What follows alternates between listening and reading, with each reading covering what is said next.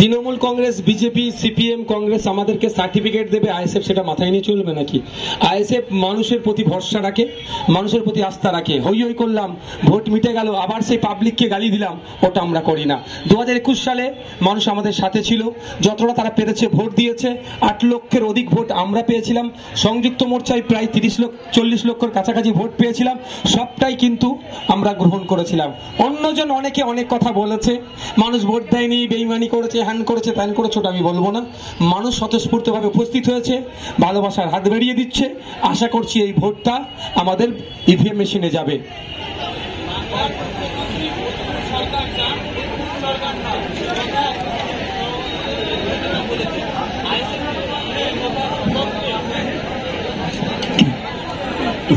সরাতে বলো তো, আর একবার কোশ্চেনটা করুন ভাই।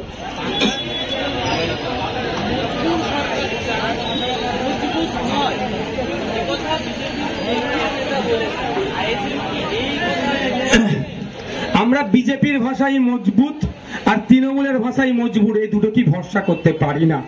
আমরা 10 বছরের তাদের ভাষায় মজবুত সরকার দেখলাম। আদানি আম্বানিদের অর্থনীতির রকেটের গতিতে বাড়লো, ঋণ খিলাফি বেড়ে গিয়ে বিদেশে চলে গেল এই মজবুত সরকারের আমলে। বেকারত্বের সংখ্যা ক্রমশ বেড়ে যাচ্ছে, তার 86% আমাদের মতো যুব সমাজের।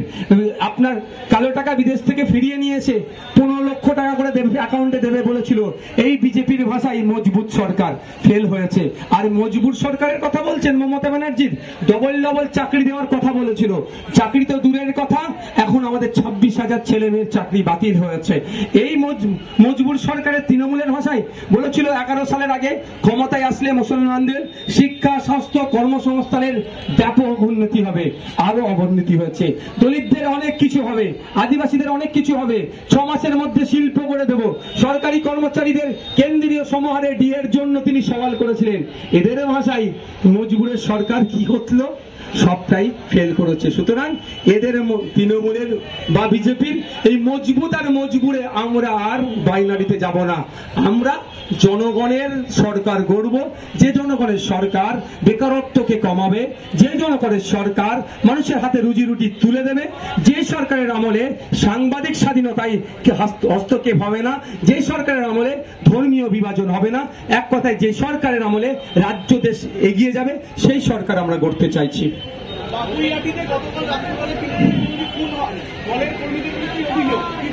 13 জন এখন পর্যন্ত গ্রেপ্তার হয়েছে, আরো আগামী দিনে হয়তো হতে পারে। কাগের মাংস খাই না আমরা শুনেছি, তৃণমূলকে খুন করে, এটা নতুন কিছু নয়। খোঁজ নিলে দেখা যাবে হয়তো সিন্ডিকেট রাজকে কন্ট্রোল করবে। কার হাতে 25%, কার হাতে 75% কন্ট্রোল থাকবে, কে 75% পাঠাতে পারবে, তার লড়াই হয়তো হতে পারে। তারপরেও বলবো, এই খুন খারাপির রাজনীতি আমরা পছন্দ করি না।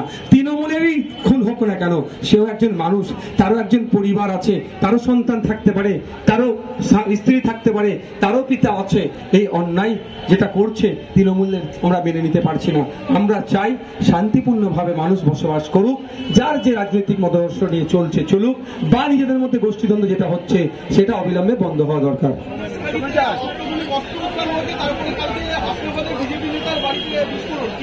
সন্দেশখালীতে যে অস্ত্র উদ্ধার হয়েছে, আমি একজন প্রাক্তন কেন্দ্রীয় এজেন্সিকে মা তুমি একটু পরে তোমার সাথে কথা বলছি মা, ওটাকে একে কাজ করতে দাও মা, তোমার সাথে কথা বলছি মা। কেন্দ্রীয় এজেন্সিকে যে তদন্ত করেছে, একটা প্রাক্তন কেন্দ্রীয় এজেন্সির একজন কর্তার সাথে কথা বলছিলাম, যে ওখানে সম্ভবত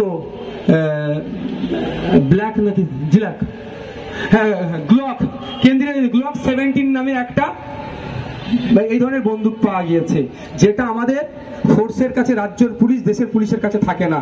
অত্যাধুনিক অস্ত্র বিদেশ থেকে আসলো কোথায়? সম্ভবত বেলজিয়াম মেড, সেটা বেলজিয়ামে তৈরি হয়েছে। কিভাবে আসলো, কারা নিয়ে আসলো? এই দেশদ্রোহীদের হয়ে যারা সওয়াল করছে, আমার তো মনে হয় তাদের বিরুদ্ধে আইনত ব্যবস্থা নেওয়া দরকার। এখানে রাজনীতি করা আমাদের মনে হয় ভুল হবে। অন্যায়টাকে অন্যায় হিসাবে দেখা হোক, যারা এই অন্যায়ের সাথে যুক্ত তাদের বিরুদ্ধে ব্যবস্থা নেওয়া হোক। আর হাসনাবাদে এক বিজেপি নেতার বাড়ির অদূরেই তার ভাইয়ের বাড়িতে বিস্ফোরণ ঘটেছে।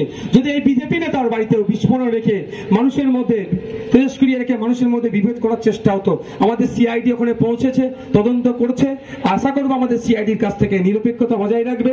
যদি ওর বাড়িতে দিয়ে অঘটন ঘটানোর চেষ্টা করে, যারা ওই নেতার বাড়িতে দিয়ে অঘটন ঘটানোর চেষ্টা করছে তাদের বিরুদ্ধে ব্যবস্থা গ্রহণ করবে। আর ওই নেতা যদি বাড়িতে রেখে মানুষের মধ্যে বিভেদ তৈরি করার জন্য ওটা রাখে, তার বিরুদ্ধে ব্যবস্থা গ্রহণ করুক। আমি আশা করব নিরপেক্ষতার সাথে আমাদের সিআইডি তদন্ত করবে।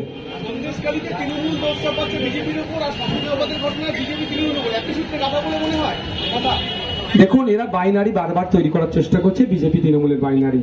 ওই বাইনারি আমাদের ভাঙতে হবে, অন্যায়কে অন্যায় হিসাবে দেখতে হবে। বিদেশি অস্ত্র পাওয়া গিয়েছে, তদন্ত হবে, কে কোথায় কিভাবে নিয়ে এসেছে সেটা তদন্ত করলে বেরিয়ে আসবে। আমি কোনো পার্টিকুলার রাজনৈতিক দলকে আমি দোষারোপ করব না, কিন্তু যেভাবে তৃণমূল সন্দেশখালীর হয়ে ব্যাটিং করছে, আমার তো সন্দেহ লাগছে যে তৃণমূলের স্পন্সর ছিল না তো ওটা।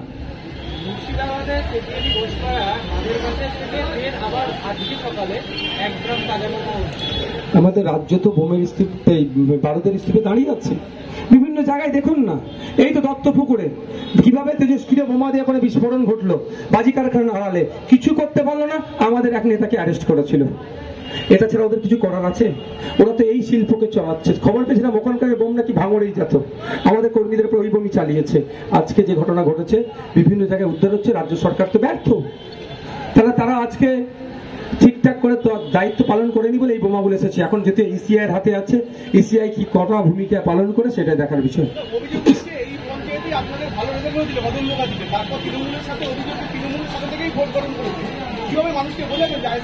না না, যারা ভোট গঠন করেছিল তারা একটা ভুল বুঝিয়ে তাদেরকে যাওয়া হয়েছিল, অনেক হুমকি দেওয়া হয়েছিল, মানে এমন একটা পর্যায়ে এসে দাঁড়িয়েছিল, হয় তাদের মানে মৃত্যুর সম্মুখে, মানে তাদের একদম গান পয়েন্ট ধরেছিল। সেক্ষেত্রে তারা এখানে সবাই আছে কম বেশি, তারা কিছু করার ছিল না। আমাদের কয়েকজন নেতৃত্বের সাথে আমাদের সাথে ডাইরেক্ট সরাসরি তারা সাহস হয়ে উঠে পড়েনি, তারা আমাদের সাথে না যোগাযোগ করো। তারা সেই মুহূর্তে বাঁচার জন্য, স্বল্প টাইমে বাঁচার জন্য তারা একটা ভূমিকা নিয়েছিল, কৌশল অবলম্বন করেছিল, জাস্ট এতটুকুই। তার সাধারণ মানুষ ভালো করে জানে সাময়িক সময়ের জন্য তারা কেন গিয়েছিল না গিয়েছিল। আমরা তো বারবার বলি, আমরা বলি যদি দেখছো বিপদ আসতে পারে, তৃণমূল তোমার অত্যাচার করছে, তুমি তৃণমূলের ঝান্ডালে প্রথম সারিতে হাঁটো, কিন্তু ভোটটা ইভিএম মেশিনের সামনে খাম চিহ্নে দিও। আমরা মানুষকে ক্ষতি করে আমরা নতুন করে আমার হাসানুজ্জামান ভাইয়ের মতো কাউকে শহীদ দেখতে আমরা চাইছি না, তার পরিবারের মতো কাউকে, বাচ্চাদের মতো কাউকে অনাথ দেখতে চাইছি না। আমরা ওই নোংরা পলিটিক্স করি না, লাশের উপরে রাজনীতি আমরা করি না।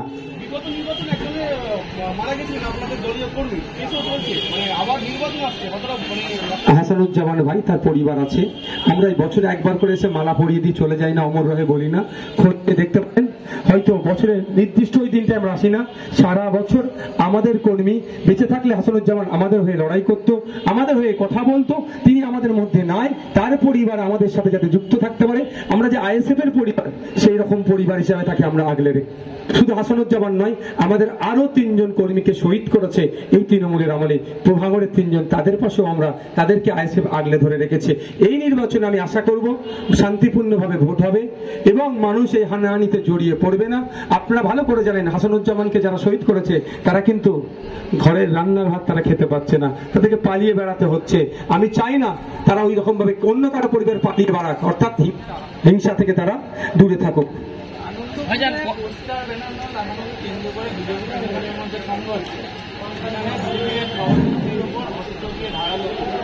প্রতিনিয়ত এই রকম আইএসএফ এর কর্মীদের উপরে হচ্ছে, আইএসএফ এর পতাকা নিয়ে আগুন জ্বালিয়ে দিচ্ছে, মারধর করছে, পতাকা লাগানোর জন্য, ব্যানার লাগানোর জন্য মারধর করছে। যেভাবে বিরোধী পরিসরকে, গণতন্ত্রের পরিসরকে তৃণমূলের দ্বারা আক্রান্ত হচ্ছে, এটা কোনোভাবেই মেনে নেওয়া যায় না। আমরা ধিক্কার নিন্দা জানাচ্ছি প্রতিটা ক্ষেত্রে। আমরা চাইবো ECI, election commission of India এটা দেখছে, তিনি গুরুত্বপূর্ণ ভূমিকা পালন করুক। প্রত্যেকটা রাজনৈতিক দলের রাইট আছে এই ব্যানার, পোস্টার, হোর্ডিং লাগানোর, তারা লাগাবে এবং সেটাকে যাতে নিশ্চিতভাবে লাগাতে পারে তার সুব্যবস্থা ইসিআই ব্যবস্থা করুক। Thank you. আইএসএফ একটি মেম্বার, তিনি বেশ কিছুদিন আগে টিএমসিতে জয়েন করেছেন, এই নিয়ে কি বলবেন? দেখুন, আমি আবারও তিনি যে টিএমসি দেওয়াল লিখছেন আইএসএফ, হ্যাঁ, এখানকার লোকাল একটা ঘটনা ঘটেছে। অবশ্যই আপনারা যেটা বলেছেন ঠিক কথা। আমরা দলীয়ভাবে তার বিরুদ্ধে কি পদক্ষেপ গ্রহণ করেছি একটু আমাদের জেলার নেতৃত্বদের কাছে জানতে পারবেন। কারণ হচ্ছে আমরা স্পষ্ট ক্লিয়ার, এই তাপসবাবু ভোটে লড়াই করছে, তাপসবাবুর আয় ব্যয়ের টোটাল হিসাব আমাদের রাজ্য কমিটিতে জমা আছে। তাপসবাবু লড়াই করছেন আপনাদের মূল্যবান ভোট, জনগণের ভোট নিয়ে। পার্লামেন্টে গেলে প্রতি বছরে কিন্তু তাপসবাবুর হিসাব আমরা নেব। যদি দেখি আয়ের বহির্ভূত হিসাব হয়েছে, তাপসবাবুকে কিন্তু তখন আমরা আমাদের দলে আর রাখবো না, বহিষ্কার করে দেবো। সুতরাং আমাদের দলে থাকতে গেলে স্বচ্ছতার সাথে থাকতে হবে। যদি কেউ ভালো না বাসে আমার দলে না থাকতে চাই, টাটা বাই বাই, কিন্তু দুয়াশলা মাল আমরা দলের মধ্যে রাখবো না। আমাদের ক্লিয়ার অ্যান্ড লাউড আমরা বলে দিই। পঞ্চায়েতের বেশ কিছু বুথে মানুষ পঞ্চায়েত ভোটে ভোট দিতে পারেনি এবং লোকসভা ভোটে ভোট দেবেন না বলছেন তারা। না, পঞ্চায়েত ভোটে স্টেট ফোর্স দিয়ে যে নোংরামি করেছে রাজ্য সরকার, সেটা আমরা ভুলে যাচ্ছি না। তবে আমি একটা জিনিস দায়িত্ব নিয়ে বলতে পারি, যে সমস্ত বুথগুলোতে র্যাগিং হয়েছিল সেই সমস্ত বুথগুলোতে মায়েরা যাতে সুইচটা, বাপেরা যাতে সুইচটা প্রেসটা জোরে করতে পারে, দাবাতে পারে, তার ব্যবস্থা আমরা করে দেবো। সেই সমস্ত বুথের লিস্ট হচ্ছে, আমরা ইসিআইকে স্টেপ বাই স্টেপ পাঠাচ্ছি। ইসিআই দায়িত্ব হবে ওটা শান্তিপূর্ণ ভোট করানোর। সেন্ট্রাল ফোর্স থাকবে, আশা করছি কোনো রকম অন্যায় হবে না। থ্যাংক ইউ ভাই, প্রচুর কষ্ট হচ্ছে।